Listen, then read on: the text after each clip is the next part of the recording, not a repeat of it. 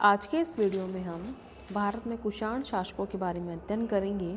कुषाण वंश ने भारत के राजनीतिक एवं सांस्कृतिक इतिहास में एक प्रभावशाली भूमिका का निर्वाह किया। कुषाण वंश के लोग प्रसिद्ध खानाबदोश जाति युएची की एक शाखा से संबंध थे, जिसे कुइशुआंग के नाम से जाना जाता था। युएची जाति के लोग मूलतः उत्तर पश्चिमी चीन के कांसू प्रांत में बसे हुए थे।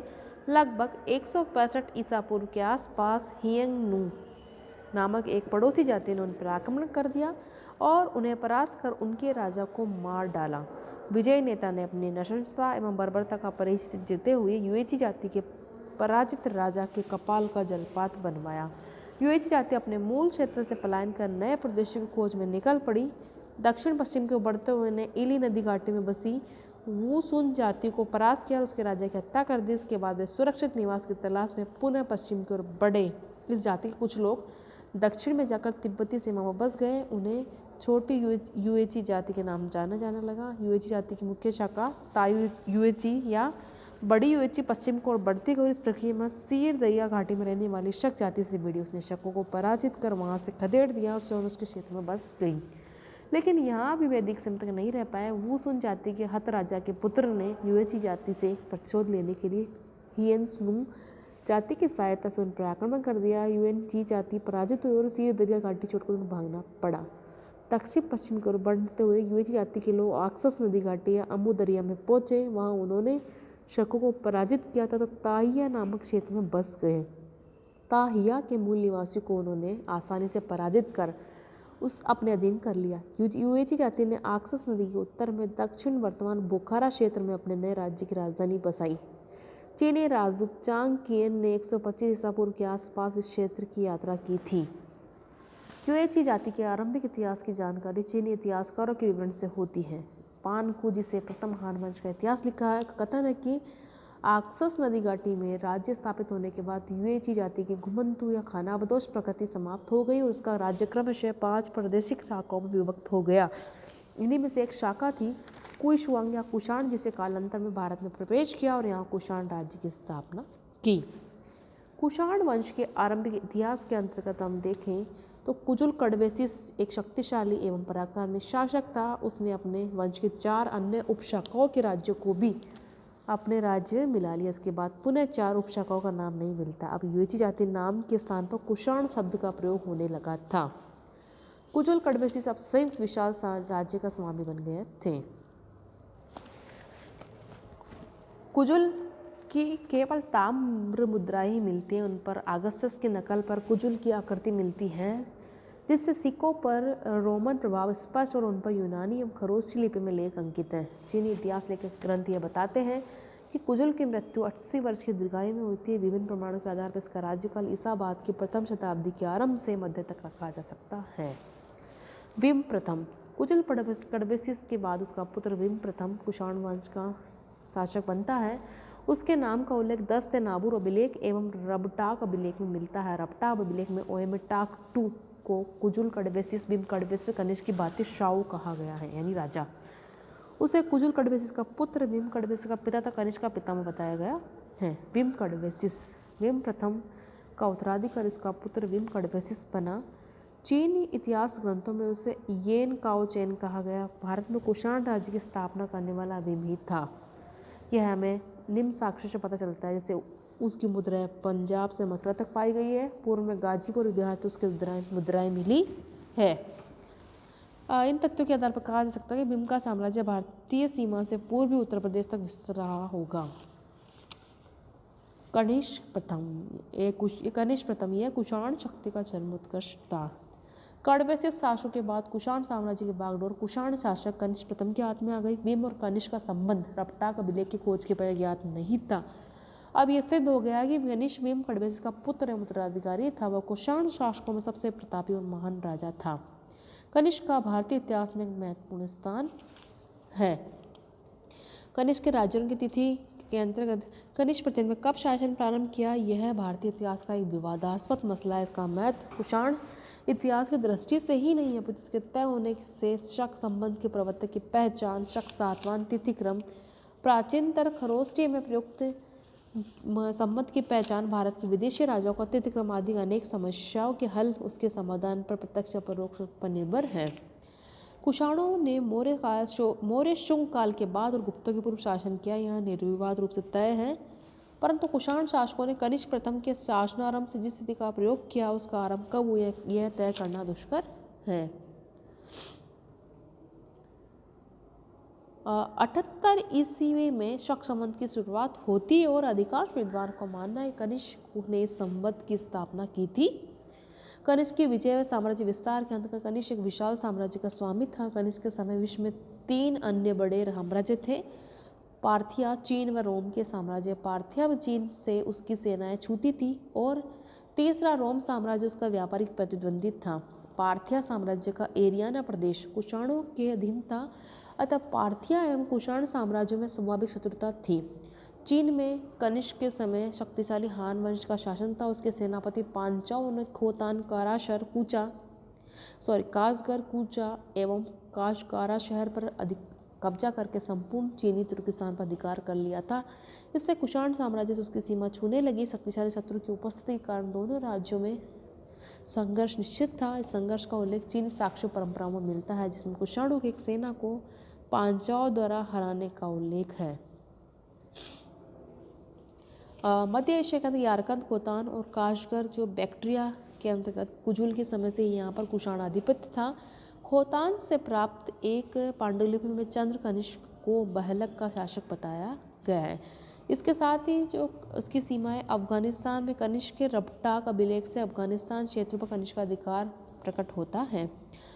उत्तर पश्चिमी शिमु प्रांत के अंतर्गत पुरुषपुर कनिष्क की राजधानी थी। गंधार युवान चौंग के वर्णानुसार गंधार पर कनिष्क का अधिकार था। कश्मीर के अंतर्गत रासणी के राजतरंगिणी के अनुसार कश्मीर पर कनिष्क का अधिकार था। उसने वहाँ पर बौद्ध धर्म का प्रचार प्रसार किया था और चौथी बौद्ध संगीति का आयोजन श्रीनगर में किया गया था। वहाँ उसे कनिष्कापुर नामक नगर भी बसाया था। इसके अलावा सिंध, पंजाब, उत्तर प्रदेश, पश्चिमी भारत में भी उसके राज्य थे। निष्कर्ष में कहा जा सकता है कि कनिष्क का राज्य मध्य एशिया से सारनाथ तक विस्तृत था और इस विशाल साम्राज्य की राजधानी पुरुषपुर यानी पेशावर थी। अल-बिरूनी में एक अफगानी जो प्राचीन परंपरा का उल्लेख करता है, जिसमें मध्य एशिया पर कनिष्क का अधिकार सिद्ध होता है। कनिष्क एवं बौद्ध धर्म प्राचीन बौद्ध साहित्य में कनिष्क को अपने प्रारंभिक जीवन काल में अत्याचारी और रक्त पिपासु कहा गया है, जो बौद्ध प्रभाव से एक दयालु पुरुष बन गया था। कनिष्क की मुद्राएं बड़ी संख्याएं में मिली, जिनमें यूनानी देवता सूर्य और चंद्र अंकित मुद्राएं हैं। यूनानी देवताओं के साथ ईरानी देवता अग्नि अंकित मुद्राएं भी मिलती हैं। महात्मा बुद्ध अंकित मुद्राएं भी मिलती हैं। पाटलिपुत्र पर आक्रमण के बाद वह बौद्ध आचार्य अश्वघोष के संपर्क में आया और उसके उपदेशों से वह बौद्ध बन गया। कनिष्क के बौद्ध होने के अन्य साक्ष्य मौजूद है, जैसे अनेक बौद्ध ग्रंथ उल्लेख करते हैं कि कनिष्क बौद्ध था। सूत्रालंकार में उल्लेख है कि किया चीना यानी नीचा यानी कनिष्क की एकमात्र बुद्ध में अनुरक्ति थी। अश्वघोष व कनिष्क से संबंध बताने वाले उल्लेख अनेक बौद्ध ग्रंथों में आए हैं। राजतरंगिणी में कनिष्क द्वारा बौद्ध विहार बनवाने एवं बुद्ध को प्रचार करने का उल्लेख है।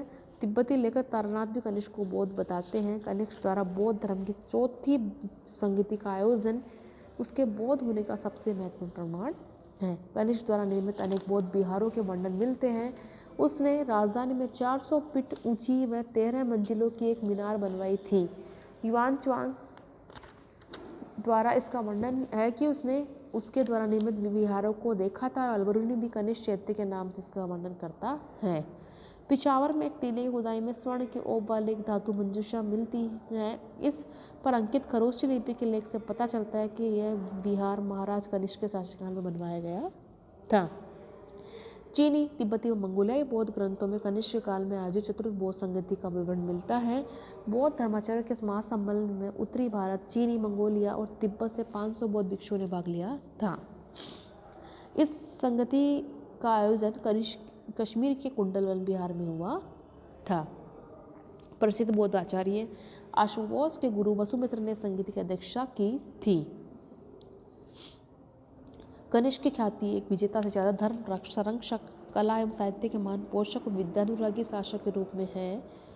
उसका समकालीन बौद्ध विद्वान अश्वघोष अपनी उत्कृष्ट कृतियों के लिए भारत में ही नहीं विश्व साहित्य में आदरणीय है। अनुश्रुति के अनुसार कनिष्क उसे पाटलिपुत्र से लाया था। वह एक महान दार्शनिक, नाटककार, संगीतकार, उपदेशक और सबसे ऊपर एक कवि था। उसका महाकाव्य बुद्ध चरित संस्कृत साहित्य का अनमोल रत्न है। अनेक विद्वानों की मान्यता है कि महाकवि कालिदास पर अश्वघोष का काफी प्रभाव था। सौंदरानाथ अश्वघोष का अन्य काव्य है। यह भी एक अद्भुत कृति है जिसमें बुद्ध के सौतेले भाई सुंदर नंद के दीक्षा लेने का काव्य में वर्णन है। सारीपुत्र प्रकरण उसका प्रसिद्ध नाटक है। नागार्जुन कनिष्क के समय का दूसरा प्रसिद्ध दार्शनिक विद्वान था। वह विदर्भ का ब्राह्मण था। उसने बौद्ध धर्म स्वीकार कर लिया था। वह महायान का महान दार्शनिक था। उसका सापेक्षतावाद एवं शून्यवाद बौद्ध दर्शन की एक बड़ी देन है। प्रज्ञापारमिता सूत्र में उसने सापेक्षता विशद वर्णन किया है। शून्यवाद के संदर्भ में उल्लेखनीय कुछ विद्वान शंकराचार्य के मायावाद को शून्यवाद से प्रेरित मानते हैं। चौथे बौद्ध संगति के अध्यक्ष अश्वघोष के गुरु वसुमित्र भी प्रसिद्ध बौद्ध विद्वान दार्शनिक थे। उन्होंने बौद्ध ग्रंथों पर विद्वतापूर्ण टीकाएं लिखी है। कनिष्क के दरबार में पार्थ एवं संगरक्ष जैसे अन्य बौद्ध विद्वान थे। भारतीय आयुर्वेद के महान चिकित्सक चरक कनिष्क के राजवेद थे। चरक संहिता आज भी आयुर्वेद का आधारभूत जो अमूल्य ग्रंथ है। कनिष्क कलाओं एवं महान संरक्षक में महान निर्माता। तो उसके काल में मूर्तिकला के दोष विशिष्ट शैलियों का उद्भव हुआ। बुद्ध की प्रतिमाओं का निर्माण इस काल की विशिष्टता कही जा सकती है। इसके पूर्व बुद्ध का प्रतीकात्मक अंकन ही होता था। महायान के प्रभाव से बुद्ध के बहुविध असंख्य मूर्तियों का निर्माण हुआ। यहाँ तक कि इसी बुद्ध बहुलता के कारण क्षेत्र में मूर्तियों का बुद्ध कहा जाने लगा। यानी गांधार शैली में यूनानी मूर्तिकला एवं भारतीय मूर्तिकला के तत्वों का समन्वय एक सुखद विकास था।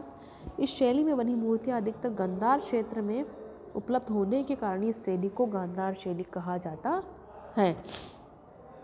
इसके अलावा जो है मूर्तिकला के समान वास्तुकला को संरक्षण कनिष्क द्वारा दिया गया। उसके काल में अनेक विहार व स्तूपों का निर्माण किया हुआ था।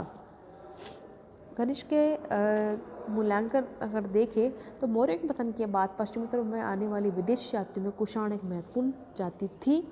कनिष्क अपने उपलब्धियों के कारण प्राचीन भारत के महान सम्राटों में अपना स्थान रखता है। कनिष्क साम्राज्य निर्माता ही नहीं था, वह कला और संस्कृति का संरक्षक भी था। कनिष्क ने अपने दरबार में अनेक जो है महान विद्वानों का आश्रय दिया था। इसके अलावा वह श्रेष्ठ निर्माता भी था। पुरुष में बनवाए संगाराम और स्तूप इसके प्रमाण हैं। वह एकाधिक नगरों का निर्माता भी था। राजतरंगिणी में उसके द्वारा कश्मीर में कनिष्कपुर नगर बसाने का उल्लेख मिलता है। इस कनिष्क के अंत की कोई निश्चित तारीख उपलब्ध नहीं है। कनिष्क की मृत्यु कैसे हुई? कुछ विलुप्त संस्कृत ग्रंथों के प्राचीन चीनी अनुवादों में आभास होता है कि कनिष्क का अंत बुरा हुआ था। इन ग्रंथों में उल्लेख है कि उसके माठर नामक मंत्री की सलाह पर उसने समस्त भूमंडल की विजय के लिए अपने योग्य सेनापतियों को विशाल सेनाओं के साथ तीनों दिशाओं में भेजा और जीत लिया, परंतु चौथी दिशा उत्तरी दिशा के देश ही उसके आक्रमण से बचे थे। जब उसने इस दिशा के देशों पर आक्रमण का आदेश दिया तो युद्धों से उबे लोगों ने राजा से छुटकारा पाने की सोची। जब वह कुछ दिनों के बाद बीमार हुआ तो लोगों ने उसे राजा से ढक दिया और उसके ऊपर एक आदमी बैठ गया और इस प्रकार उसका अंत हो गया। कनिष्क ने 23 वर्षों तक शासन किया। कुछ अनुश्रुति के अनुसार 45 वर्षों तक शासन किया।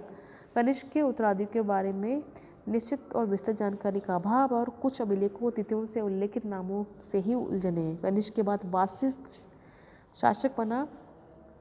कनिष्क का अंतिम लेख 23वां वर्ष का, साची के अभिलेख में 22वें वर्ष की तिथि से राजन वासु कुषाण का उल्लेख है। संभवतः जो है वासिष्ठ जो है पूर्वी प्रदेश के गवर्नर की हैसियत उपराजा की हैसियत से यहाँ शासन कर रहा था और कनिष्क के बाद वह सार्वभौम शासक बना। कल्हण ने कश्मीर में जुष्क नामक शासक द्वारा जुष्कपुर के निर्माण का उल्लेख किया। यह संभवतः वासिष्ठ की था। वासिष्ठ के बाद में हुविष्ठ शासक बना। वह एक शक्तिशाली राजा लगता है। गया से प्राप्त अभिलेख से उसके राज्य बिहार तक फैला हुआ प्रतीत होता है। कल्हण ने हुष्क नामक कुषाण शासक का उल्लेख हुविष्ठ के लिए ही किया, जिसने हुष्कपुर नामक नगर बसाया था। कनिष्क द्वितीय भी बाद में शासक बनता है। हुविष्ठ का उत्तराधिकारी वासुदेव था। वह इस वंश का अंतिम महत्वपूर्ण राजा था। अब जो उसकी तिथियां 67 से 98 वर्ष तक मिलती है। तो उसने 176 ईस्वी तक शासन किया था। इसके सिक्के उत्तर प्रदेश पंजाब में ही मिलते हैं। अतः अब कुषाण साम्राज्य सिकुड़ कर भारतीय क्षेत्रों तक ही सीमित रह गया था। सांस्कृतिक दृष्टि से उसका पूर्णतः भारतीयकरण हो गया था। जो वासुदेव नाम से वह उसके सिक्कों पर शिव व नंदी के अंकन से स्पष्ट है वासुदेव की मृत्यु के बाद भी कुषाण शासकों का अस्तित्व 4वीं शताब्दी के पूर्वार्धों में गुप्तों के उदय तक बना रहा, मगर वे अब महत्वहीन शासक बन गए थे। वस्तुतः कनिष्क के विशाल साम्राज्य को कमजोर उत्तराधिकारी संभाल नहीं सके और 100 वर्षों में ही कुषाण साम्राज्य बिखर गया। उत्तर पश्चिमी भागों का आसानी से ससानियन राजाओं ने सरिन तक बढ़कर हड़प लिया। भारत के पश्चिम और पश्चिमोत्तर में शकों ने स्वतंत्र राज्य कायम कर लिए। उत्तर भारत में नागो, योधयों और मालवों ने अपने राज्य कायम किए। इन सब के परिणाम स्वरूप क्षीण व जर्जर कुषाण राज्य का अंततः लोप हो गया।